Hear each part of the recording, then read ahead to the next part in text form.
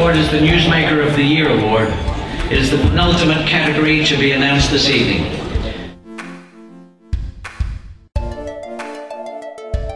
The winner is the Chairman of the ACCC, Graeme Samuel.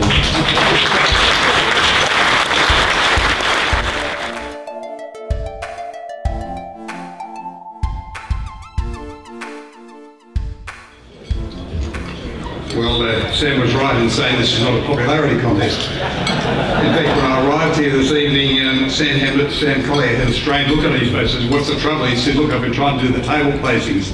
He said, "Todd Holdings insists on sitting as far away from my table as possible over there. Asiano wanted to sit as far away as they could over there.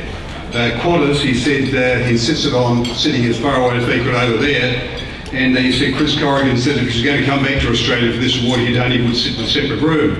As it turns out, my own placing at the table has been very good. We've had a fabulous table of two, Sam, and I appreciate it. Look, this is an interesting award, and it is not one that belongs to the ACCC or to Graeme Samuel. It actually belongs to the people who have really made the news. It belongs to Qantas and British Airways and the other airlines that have participated in the national freight surcharge cartel, which was successfully prosecuted. So thank you to them for the award. Thank you to Chris Corrigan and to others that were the subject of various other proceedings that we took in relation to some activities on the boards. Thank you to Mark Rosethorn, Asiano, and to DP World for running, I can't call it a cosy duopoly, why not, a cosy duopoly down on the boards. And I appreciate their efforts each year in magnifying the publicity that's associated with our otherwise boring stevedoring monitoring report, because no one would read it except for the fact that every time we produce the report they insist on objecting to some content in it which actually gives it a bit of publicity. So thank you, Mark, and others for just that. And I'm delighted that we've got various court ministers around the country that are going to prevent me in due course, and perhaps not in the distant future, from describing the stevedores as running a cosy duopoly, because there may be a third stevedore. So thank you to the ports minister who unfortunately has left. Thank you to all those. Thank you to the airport operators who bring about our airport monitoring report each year, and to the car parking operators who charge the charges and again put us on 2GB and TUE every morning for excessive, as they put it, car park charges at the airports. Thank you for the refiners and marketers of petrol who set petrol prices at a level that ensure that we hit the newsways almost every day in relation to petrol prices. And look, thank you to all of you in this room who help us make the news. If I haven't mentioned you and you'd like to be mentioned in the coming year, please come and tell us about the cartoon you were participating in. Remember this, if you're the first in the door, you get immunity from prosecution, provided you're the ringleader.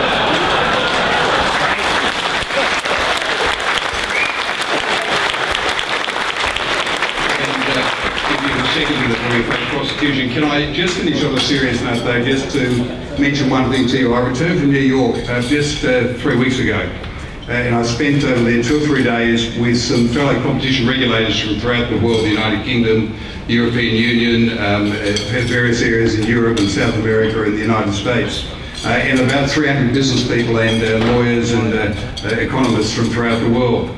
And I was there to speak about what was happening in the world of competition, the world of the economies, the world economies.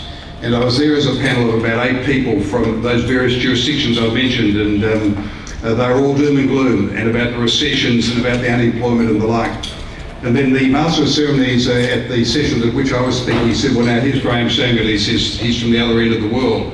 And it was a great opening, because I got up and I said, yes, I might be from the other end of the world, but as far as the global financial crisis is concerned, its chill winds either didn't know where Australia was, or else thought it was too far to travel, or else had an aversion to jet lag and therefore didn't come our way. Now, that was to provide a very serious opening to something that very few people in the world recognise, and that is that Australia has escaped almost completely unscathed the effects of those chill winds of the global financial crisis that has so devastated the economies throughout the developed world and in the less developed world. And there's a good reason for it, because we've got an economy that's gone through some substantial economic reforms over the past 20 or 30 years, and the reforms of which those of us that have been involved in, particularly in the area of competition policy, are now really thankful and proud that we've achieved what we've achieved. It is well recognised in the OECD and in the developed world that we have probably one of the most effective competition policies in the developed world. And we are congratulated now for the effect that that's had. It enabled us to withstand Asian crises, Japanese crises, US recessions, and in particular the devastating effects of the global financial crisis. To all of you, I say to you, we have no hesitation, nor do we have any concern at all about the way that we enforce competition policy. We think it's for your good.